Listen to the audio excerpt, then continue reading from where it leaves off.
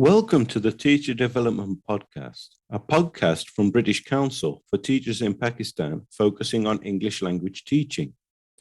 Each episode, we're taking a lesson from teachingenglish.org.uk and showing how to use it in the classroom.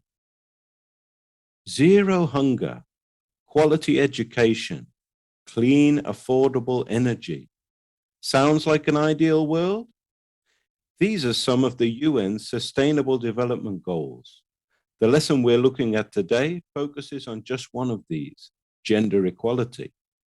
In particular, we're looking at the words we use for jobs. To start with, let's hear from Mamoona and Tayyab about what jobs their students would like to do. This is a thing which I ask from my students, and somehow the different answers came from their side. For example, they say, I want to become a doctor. Some of them says pilots. Some of them says army officers, teachers, scientists. As they are boys, I teach the boys. So most of them like to become doctors, pilots, and army officers. Yeah, usually the students, they want to become teachers, doctors, engineers, and sometimes in these days online work, that is also an other scenario by the students, like they want to do this online work. Most of the students, they are going for that, like digital marketing is there, and in the same way some of the students, they are working in the call centers. For that reason, these are some new trends. But usually they are these doctor, engineer, army officer. So this is the ideal job for my students. So the teacher can start this lesson by asking students what job they'd like to do and what job their family members do. Then think of as many jobs as they can as a class.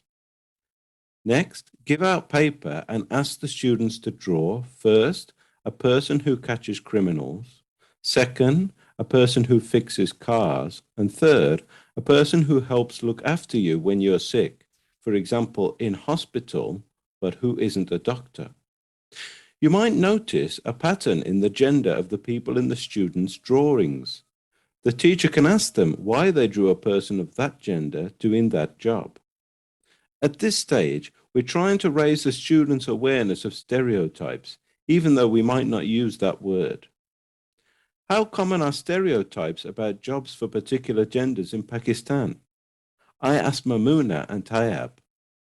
Yes, I will say yes to some extent, because we think that there are some heavy works which ladies can't do. And as well as the second question was there, that some jobs are there which are seen more appropriate for men and women. Usually the men, they are doing these government jobs, maybe pilot, maybe army officer, and policeman. Like usually these are thought suitable for men. And as well as women are there, usually there are teachers, doctors, and nurses. Most of the time it is inappropriate, or it is the most accepted by the society.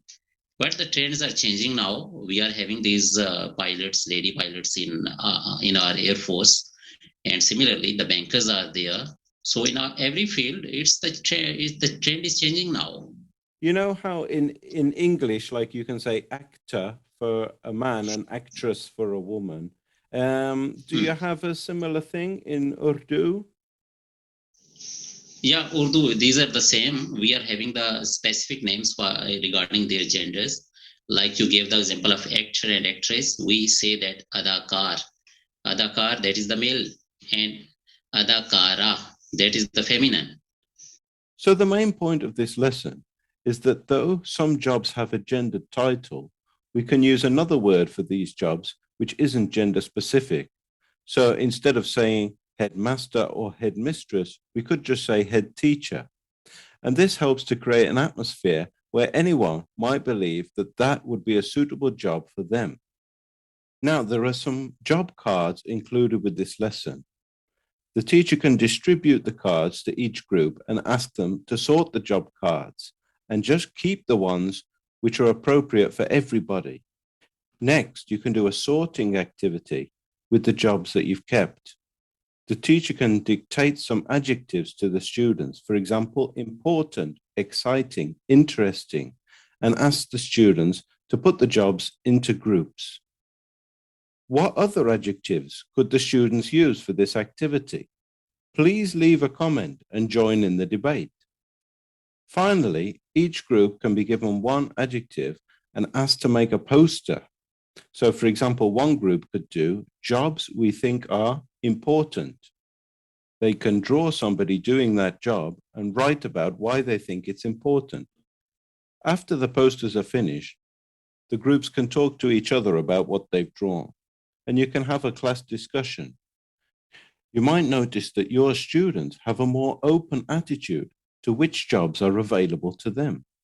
So that was a lesson focusing on the UN Sustainable Development Goal of gender equality.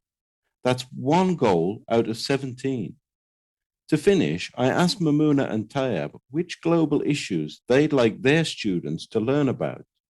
We use you can say, SDGs, Sustainable Development Goals, and they all are the global issues. And students should have information about global issues like good health and well-being, its climate action, life on land, life below water, and peace, justice, and strong institutions. First of all, tolerance that should be there. Like we have to train the students, we have to train the people that they have to tolerate one another. So this is the main thing, it should be included. And the other is that is the peaceful coexistence. Like we have to accept the personal differences. Either it is as an individual, as some nation, differences are there, but we have to accept all these differences. And the third point that I want to share that is the global citizenship. Like we can't say that I am a Pakistani, I am a British, I am living in UK. We are observing this global citizenship.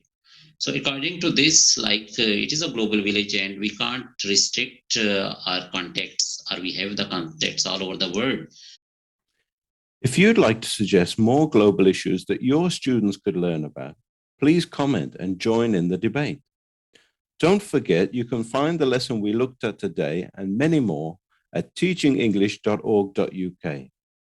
That's it for this episode. Please join us again for the next Teacher Development Podcast.